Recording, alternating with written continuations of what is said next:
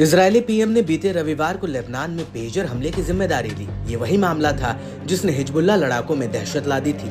दरअसल बीते 17 सितंबर को अचानक से वायरलेस डिवाइस फटने लगे थे, जिसको लेकर दावा किया जाता है कि इसका इस्तेमाल अधिकतर हिजबुल्लाह लड़ाके इजरायल से बचने के लिए करते थे।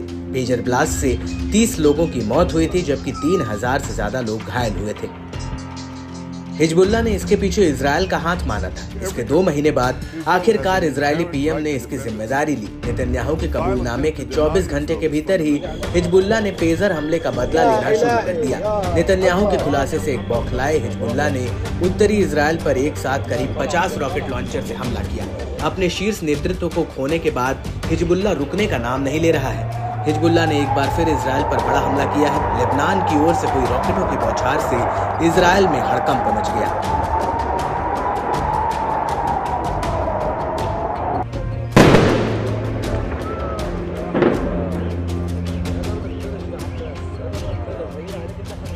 हिजबुल्लाह के ताबड़तोड़ हवाई हमलों से उत्तरी इजरायल में जबरदस्त अलर्ट सायरन बज उठे।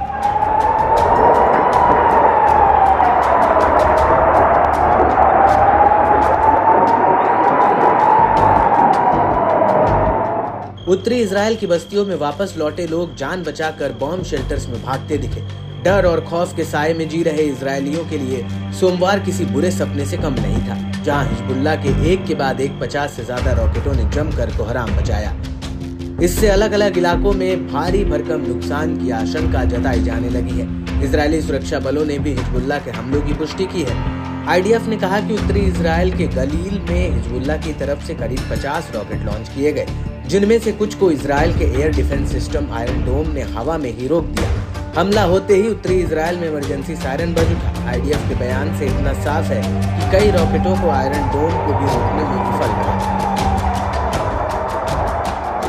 जिससे उत्तरी इजरायल के अलग अलग इलाकों में तबाही मचाई। कई जगह भीषण आग लगने की भी खबरें सामने आई। बताया जा रहा है कि हिजबुल्लाह के हमले में 3 लोग बुरी तरह जख्मी भी हो गए।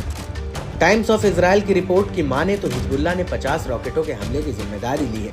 समूह ने दावा किया कि उसने करमील बस्ती में पैराट्रूपर्स ब्रिगेड की ट्रेनिंग बेस को निशाना बनाया।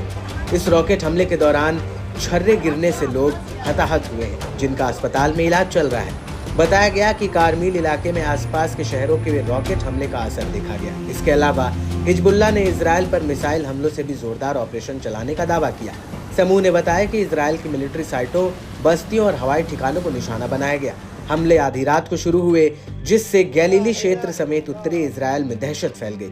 रॉकेटों के इजरायली इलाके में गिरने पर सायरन बजने लगे, जिससे नागरिकों में हड़कंप मच गया।